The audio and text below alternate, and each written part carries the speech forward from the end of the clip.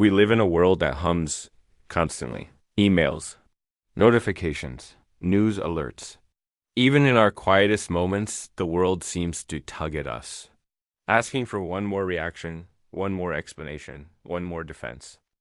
Somewhere along the way, we were taught that strength is loud, that certainty must be voiced, that if we do not immediately speak, we will be misunderstood, overlooked, or defeated. But history whispers a different truth.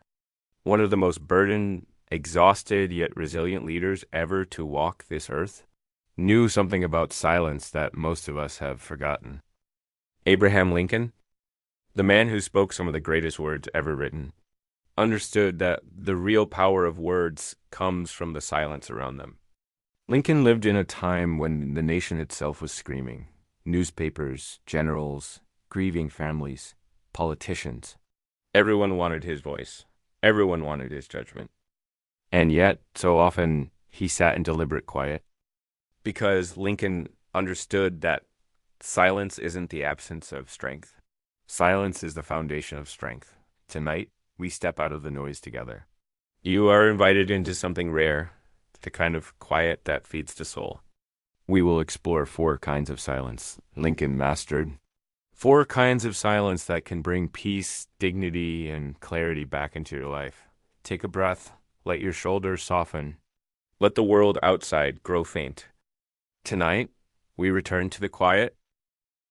If my voice and Lincoln's wisdom bring you a sense of quiet tonight, consider subscribing. Many viewers tell me these videos help them unwind after long, noisy days. I'd also love to hear your thoughts in the comments. Your wisdom often becomes part of this community.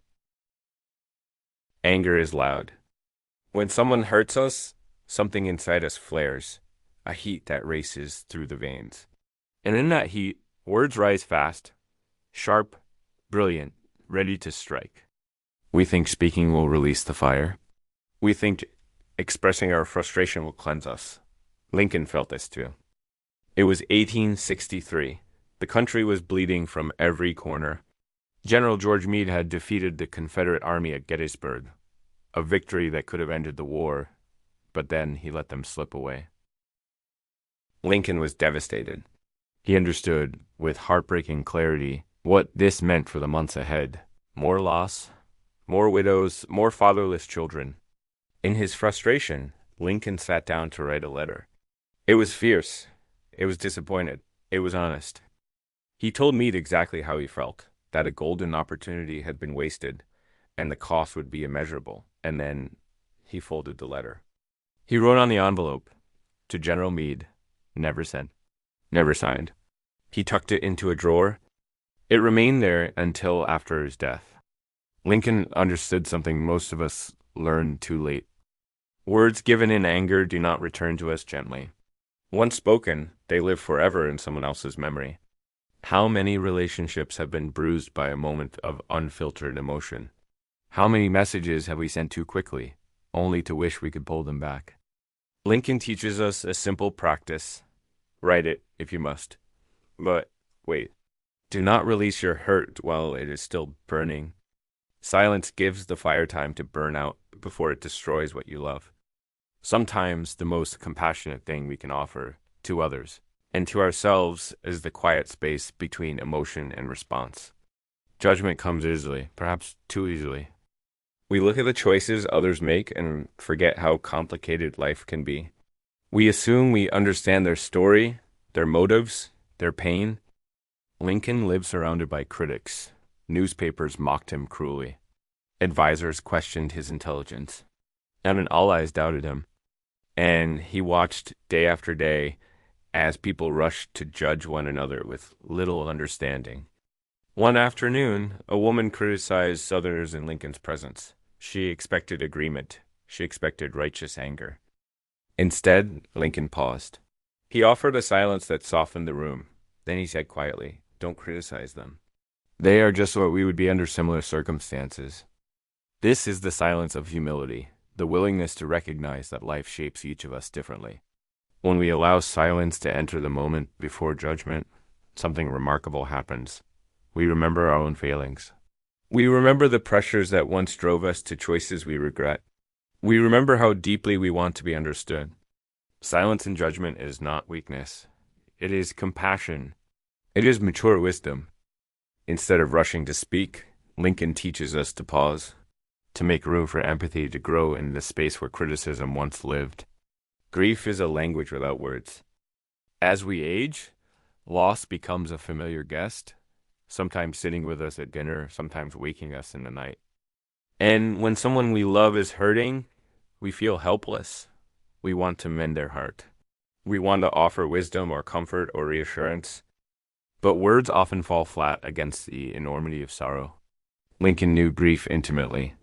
When his son Willie died at 11 years old, something inside him shattered. He walked the White House at night in silence, his footsteps slow, his heart heavy. Many tried to comfort him with speeches, with scripture, with well-crafted explanations for human suffering. But the comfort that reached him came quietly.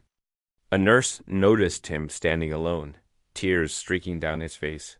She did not try to repair him with words. She simply stood beside him. She placed a warm cup of tea near his hand. And in that silence, he felt seen. When someone is grieving, we don't need the right words. We don't need to fix anything.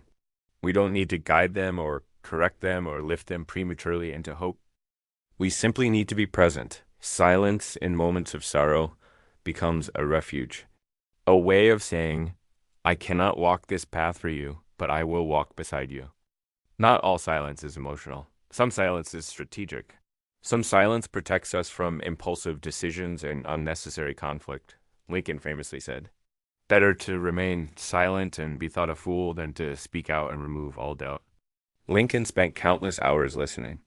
Not because he lacked ideas, not because he was insecure, but because he knew that when others speak freely, they reveal themselves, their priorities, their fears, their strengths, their blind spots. Silence gave Lincoln clarity. Silence gave him power. When he finally did speak, the room quieted. Not because he demanded attention, but because people knew his words were rare, considered, and meaningful. In our own lives, we often rush to respond. We interrupt. We defend. We advise before we understand. But what if we allowed silence to enter first? What if we waited just 3 seconds before offering our thoughts? Silence changes the quality of listening. Silence gives us the ability to see the whole picture. Silence allows wisdom to take shape. It is not passivity. It is discernment, anger, judgment, sorrow, listening. These 4 moments reveal something timeless. Words are powerful, but silence shapes us. Lincoln's life reminds us that dignity is quiet, strength is calm, wisdom waits before it speaks. Tonight, as you return to your own life, try the practice Lincoln used. Write it down, hold it back. Let silence soften the edges of your emotions. The world will always offer noise. But peace is something we must choose. Thank you for sharing this quiet space with me. And if these moments brought you comfort or clarity, I hope you'll share them with someone who needs a little calm tonight. Until next time, be gentle with yourself and enjoy the quiet.